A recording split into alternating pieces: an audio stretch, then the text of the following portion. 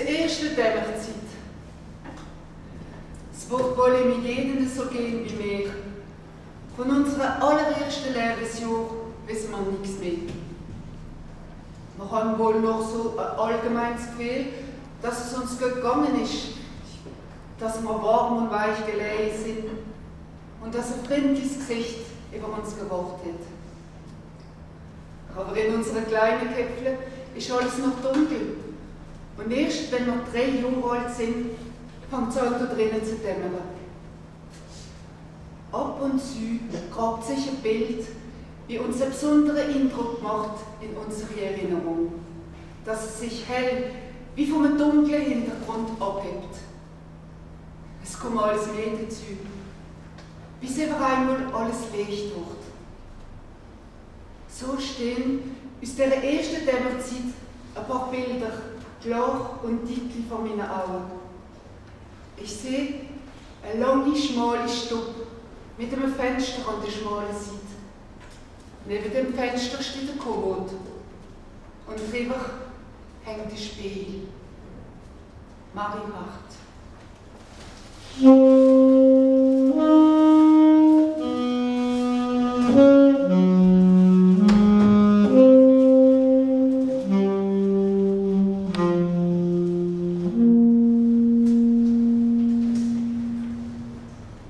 Je suis né le 24 janvier 1899 dans un village des environs de Strasbourg, où tout le monde parlait le dialecte. C'était à Wolfisheim, dans le ruisseau de Wolfisheim, que coulait le lait et le miel. Je suis entré à 4 ou 5 ans à l'école maternelle, tenue par une Prussienne que je trouvais belle et attirante. Je ne mentionne pas ce détail par goût du pittoresque, mais pour souligner qu'un élément affectif s'est mêlé à mes premiers contacts avec la langue allemande. C'est ainsi qu'au sortir du demi-sommeil de l'enfance, les objets, les paysages, les hommes, les animaux, les plantes, tout comme les sensations, les sentiments ou les idées, se sont logés dans mon esprit et dans mon rêve par l'intermédiaire de mots allemands. La région mystérieuse où se sont passés mes premiers jeux et mes premières explorations ne s'appelait pas jardin, mais Garten. Et l'institutrice, dont j'étais amoureux, autant l'avouer, ne s'appelait pas mademoiselle, mais Fräulein. Les mots expriment à la fois notre vie la plus secrète et l'univers qui nous environne.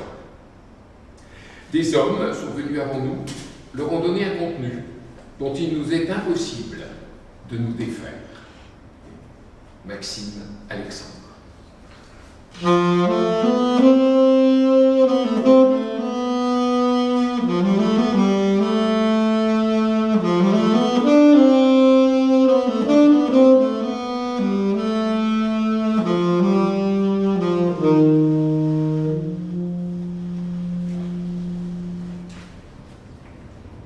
Winterobervier. Aus diesen Velofahrten im Rhein durch den Gräser und den Mergendaler Wald habe ich später alle meine Gedichte ausgefischt. Kopf und Buckel über die Ländschlange geweht, habe ich mit beiden Schenkeln auf meinem Vorkreisrädel durch die Reihennacht drauf losgetreten. So bin ich vorwärts gerast, von meinem gebirglichen Jerusalem im Elsass bis zu dem helleren, näheren Jerusalem im gelobten Land. Alles Leeren und Reiben ist eine Wallfahrt zum unbekannten Ort vom Anfang. Alles Dichte, eine lange Velotür durchs heilige Land, bis zu dem Ursprung, was es nirgends gibt. Das Licht, wie die Morgen über Jerusalem vom Himmel abströmt, ist Gott so not und so unfassbar wie der Landreile im Elsass Zellmols im Ried, am Ende vom Herbst während der Kinderjahre. Ich habe noch niemals meine Heimat verloren. Niemals treffe ich dort an. premiers mois suivant la rentrée d'octobre, on nous a encore traités libéralement au dialecte. Mais après de laborieux efforts sur les petits bâtons et les boucles, Madame Zimmermann nous a annoncé en dialecte que maintenant nous allions enfin apprendre le français. On a ouvert le livre illustré où courait un joli lapin et elle nous a dit « Un lapin ist a Haus ». C'est ainsi que j'ai appris officiellement mon premier mot de français, avec une trentaine de condisciples ébahis. Voilà qu'on nous apprenait que le vrai nom du Haus, c'était lapin. Mais pour nous, le nom secret du lapin restait bel et bien Haus. Tout cela ne me semblait pas clair. Qu'est-ce que le vrai nom? Y a-t-il un vrai nom? Je me sentais déjà infirme né de la parole. De ces courses en bicyclette dans les forêts de Marienthal et de Gris sont sortis tous mes poèmes. Courbé sur le guidon de mon vélo d'avant-guerre, je pédalais à toutes jambes dans la nuit pluvieuse, fonçant de ma Jérusalem d'Alsace vers celle plus éclatante et plus âpre de la terre promise. Toute vie, toute poésie ne sont que remontées vers l'origine inexistante.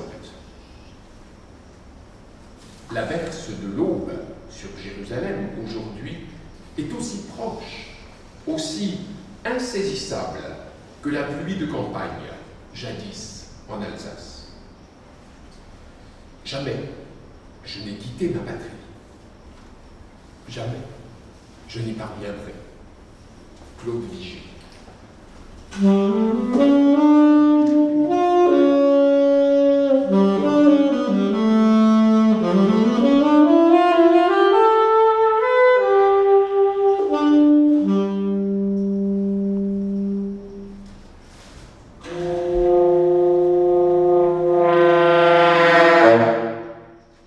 Les Tribocs.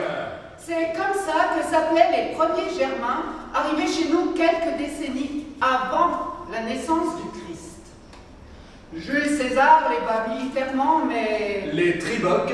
reste et colonise la Basse-Alsace. Une fraction de la population Tribocs. se servait d'un patois germanique qui n'est nulle part qualifié de langage, Tribocs. ce que je trouve bien dommage. C'est tellement beau. Tribocs. La poésie, Tribocs. une expression typiquement Tribocs. intraduisible en latin ou en celte. Nous ignorons à peu près tout du caractère de ce langage. C'est même une des raisons qui ont fait douter de son existence même. Mais moi, je dis que c'est Tribocs. là, étaient, vous en conviendrez, des gens bien de chez nous. Ils parlaient une langue dont on n'est même pas complètement sûr qu'elle ait existé. Frères, Tribocs. du fond du cœur, merci. Vous méritez que l'on vous érige un petit monument au bord d'un chemin départemental du Ride, car vous aurez été les premiers à révéler au monde ce que nous savons aujourd'hui. Cette région est incapable d'avoir au langage un rapport normal, sain, évident.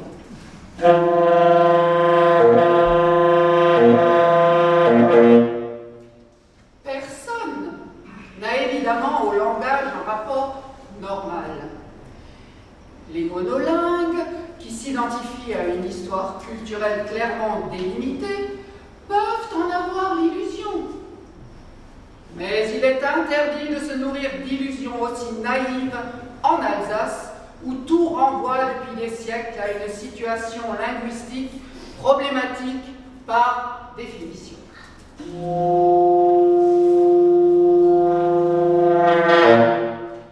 Maxime Alexandre, le poète surréaliste alsacien, disait à ce propos: Pour l'Alsacien, pour le bilingue que je suis, la question du langage est pour ainsi dire une question biologique.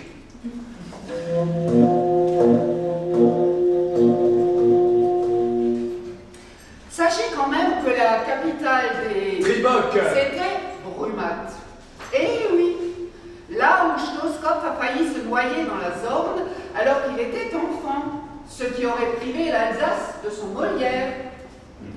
Là aussi, Jean-Paul Sartre a effectué son service militaire dans les années 30 et où Simone de Beauvoir allait lui rendre visite. Ils se rencontraient dans un café transformé aujourd'hui en agence bancaire. Stoskop savait, bien sûr, que Brumath avait été la capitale du pays. Triboc. Mais Sartre le savait-il?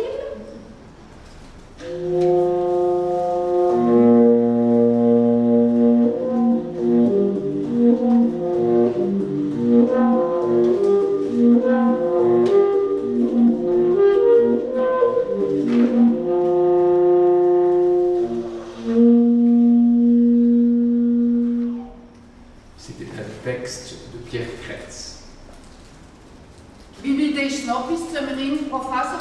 Ja, soweit alemannische Zunge klingt, Aufschlag. Alemannisch. Was ist denn das? Die Sprache der Alemannen. Die Alemanen? Das sind doch Schworen, nicht? Die Salmer? So hat man es dir in der Schule gesagt, nicht? Ja, stimmt dann das am Ende nicht. Die Alemannen sind unsere Urväter, die ersten Elsässer. Aber was du nicht sagst. Da staunst du was? Du alter Germane. Ich hab gelernt, wir stammen von den Kelten ab. Haha, es ist eben schick, von Kelten abzustammen. Und wer von den Germanen abstammt, der soll sich was schämen. Pfui, Teufel. Hör jetzt auf mit dem Üzen. Sind wir jetzt Alemanen oder Kelten? Beides und noch mehr. Da sind auch Franken drunter und Römer und Juden und Kosaken und Zigeuner und Italiener und Franzosen und Polen. Ne, doch nicht Mosch. Ja, Edelmischung, Aufschlag. Wie unser Edelzwicker. So eine Elsässer ist aber schon ein kompliziertes Geschäft. Eine gespaltene Persönlichkeit. Beispiel? Franzose und Deutscher in einer Person. Ich bin doch ein Deutscher. Dann bist du eben ein Vollfranzose. Aufschlagé. Ein voller nicht, aber ein Göder. Ein guter halber also. Und die andere Hälfte, aufschlagen? Die ist elsässisch, Goethe elsässisch. Gut und gut addiert sich. So gut wie wir ist keiner. Goethe Franzose, ja, das sind wir. Können wir denn etwas anderes sind bei uns daheim als ein Goethe Franzose? Wenn du kein Goethe Franzose bist, dann bist du halt eben ein Goethe Schwupp. Und wenn man bei uns ein Goethe Schwupp ist, dann ist man ein schlechter Franzose. Umgekehrt aber kann man von einem Goethe Franzose nicht sagen, dass er ein schlechter Schwupp ist. Dann ist er eben gar kein Schwupp. Denn wenn man ein Schwupp ist, kommt einem nur das Adjektiv Goetherin frei, was an sich in Wirklichkeit eine ungültige Eigenschaft ist. Da abstrus Logik vom elsässischen Spruch durch. André Wickmann.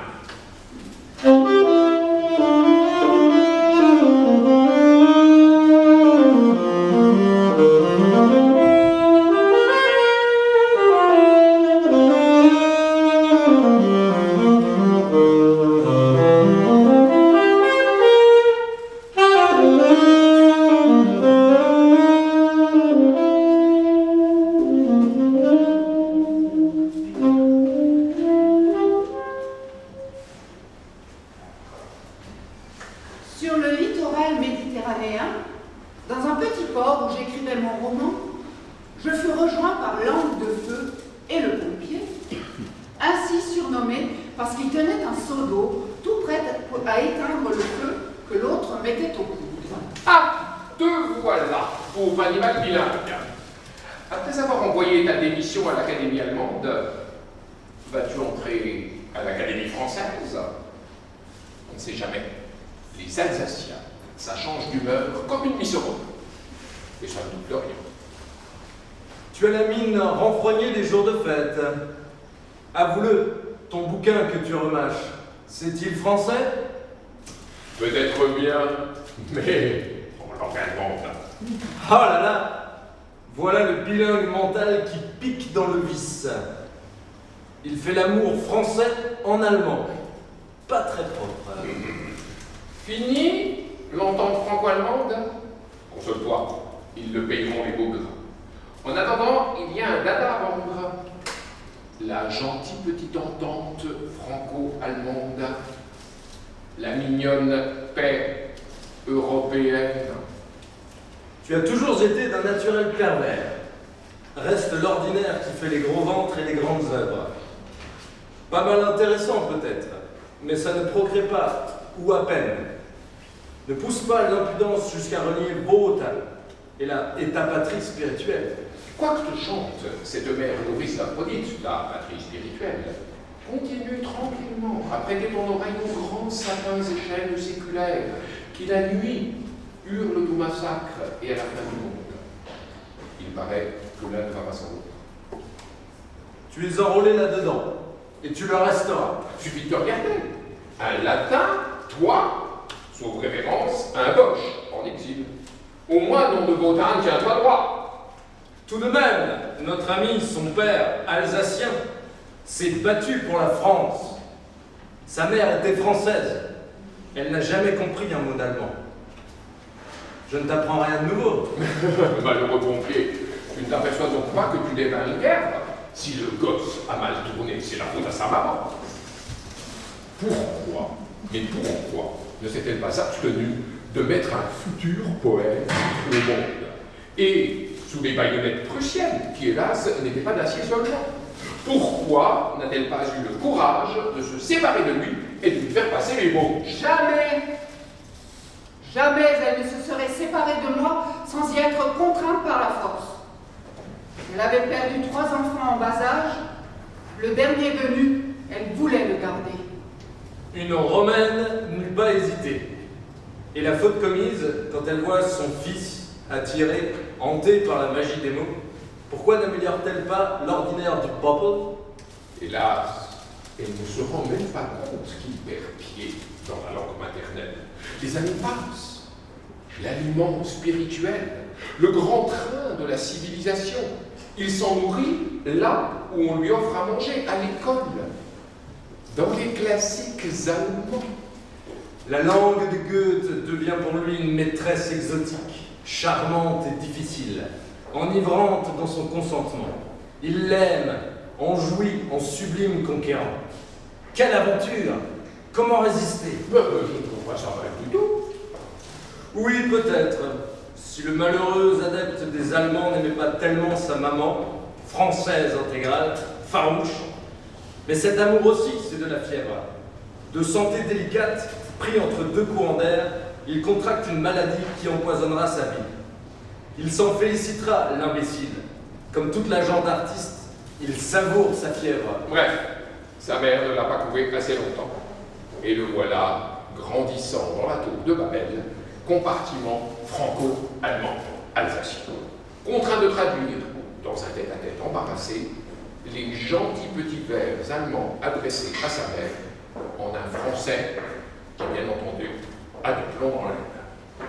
Dis donc, franchement, ces traductions, à me mettre petit nègre, hein, ça ne devait pas l'éblouir, la maman. Cette remarque vexe le poète moutard qui survit à ses aînés et reste le plus chatouilleux de tous. Montre-la-moi, la maman, qui n'entend pas chanter les anges dans le balbutiement de son enfant. Est-il besoin de te dire qu'elle trouvait mon petit nègre d'une pureté presque ineffable? Goethe, par contre, lui paraissait dur.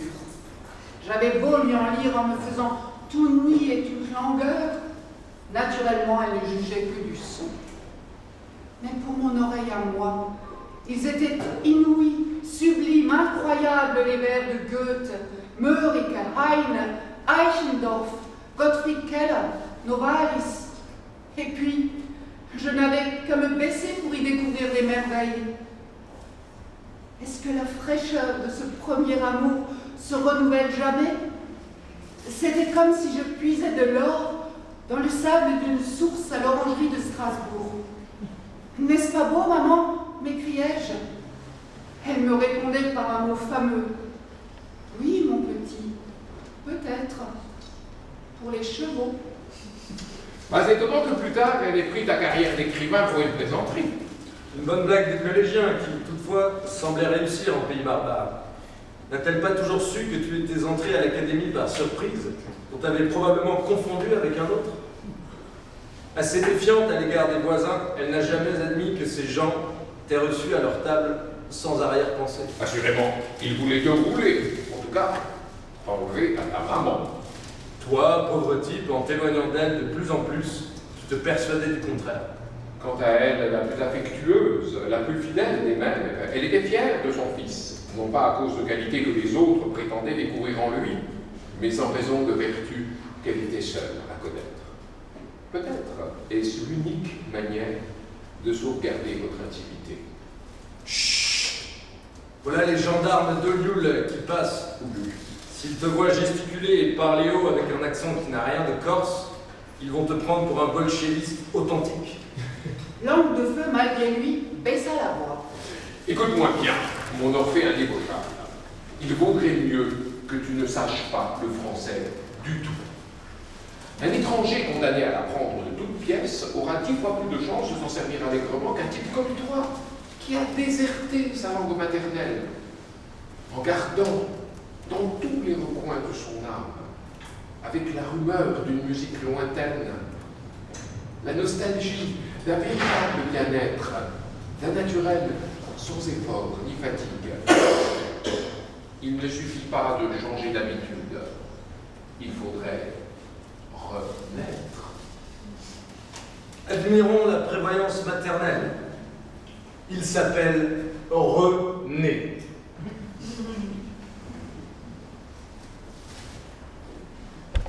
Das Land der Vogesen und das Land des Schwarzwaldes waren die zwei Seiten eines aufgeschlagenen Buches.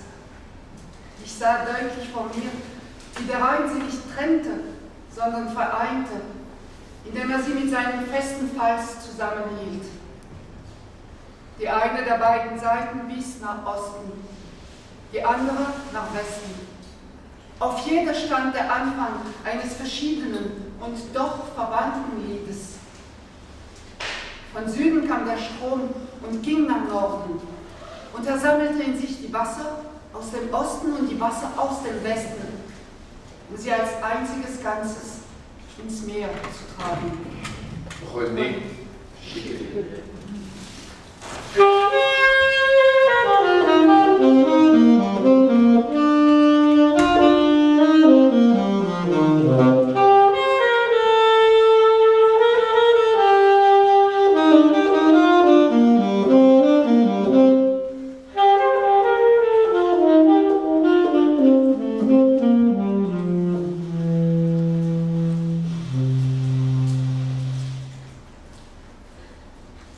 Und dann hinaus in das kleine Tal durch das sonntägliche stille Dorf.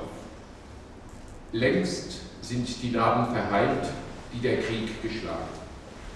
Drüben in den Hängen der Vogesen und auf der anderen, der deutschen Seite, wo die Kanonen mit dumpfem Schlag Stunde für Stunde ihre gasgiftigen Geschosse ausgespien, liegt ein stillfriedliches Abendlicht.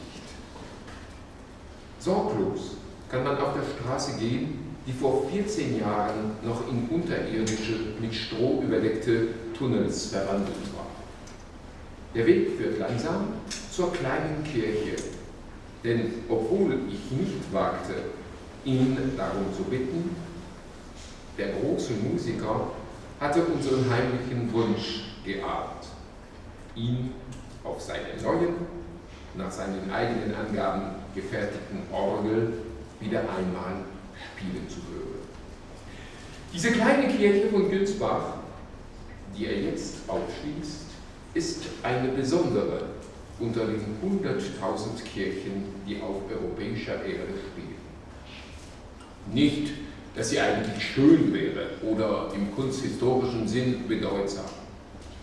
Ihre Eigenart ist geistig-geistlicher Natur. denn sie gehört zu den im Ganzen 40 oder 50 Kirchengebäuden, wie man sie nur im Elsass und in einigen Orten in der Schweiz findet, welche zugleich für katholischen und protestantischen Gottesdienst eingerichtet sind. Der Chor, durch ein kleines Holzgitter abgeschlossen, wird nur für den katholischen Gottesdienst geöffnet, der zu anderer Stunde stattfindet als der protestantische. Ein scheinbar Unmögliches ist also hier vollbracht. Auf einer Erde, wo deutsche und französische Sprache locker ineinander gleiten, dass auch die katholische und protestantische Lehre ohne Gehässigkeit in einem gleichsam neutralen Gotteshaus miteinander verbunden sein können. Und Albert Schweitzer erzählt, dass schon von seiner Jugend her diese Möglichkeit einer friedlichen Bindung einen vorbildlichen Einfluss auf seine Lebensanschauung gewonnen hat. Stefan Zweig.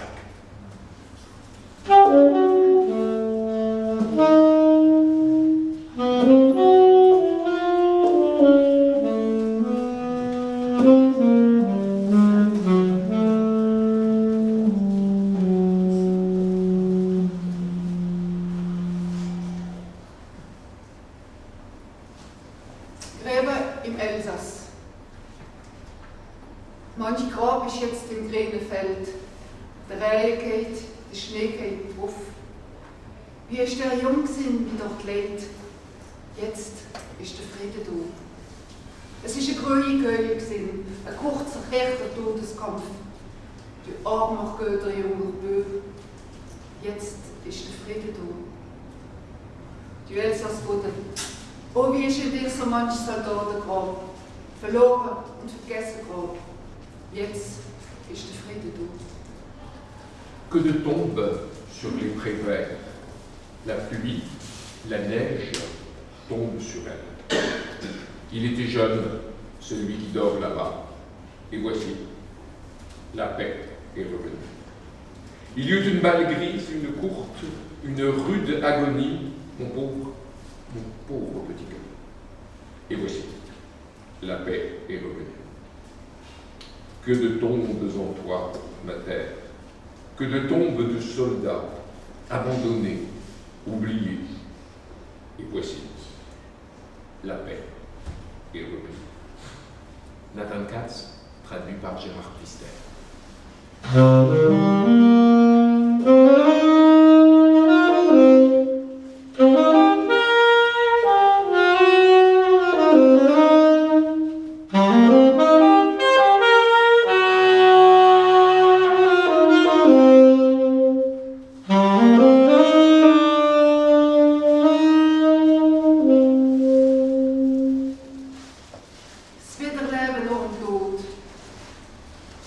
Und wenn wir einmal tot sind, vielleicht, dass wir noch wieder leben dürfen, so in allem, wie schön ist.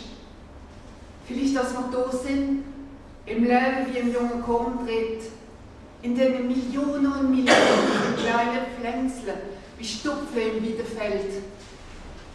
Vielleicht, dass wir lebendig sind, in der Kraft vom Wind, wie durchs Holz geht, als die Deichbein biegen. Und im gesunden Blee von der Meier im Bürgergarten. Vielleicht, dass wir noch wieder leben dürfen, in allem, wie schön ist, in allem, wie lebendig ist. Nous revivrons peut-être. Quand nous serons morts, nous revivrons peut-être dans tout ce qui est beau. Nous aurons peut-être la vie qui monte dans le jeune blé, dans cette multitude de jeunes pousses qui germent au loin par les champs. Nous serons peut-être la force du vent qui va par les bois en courbant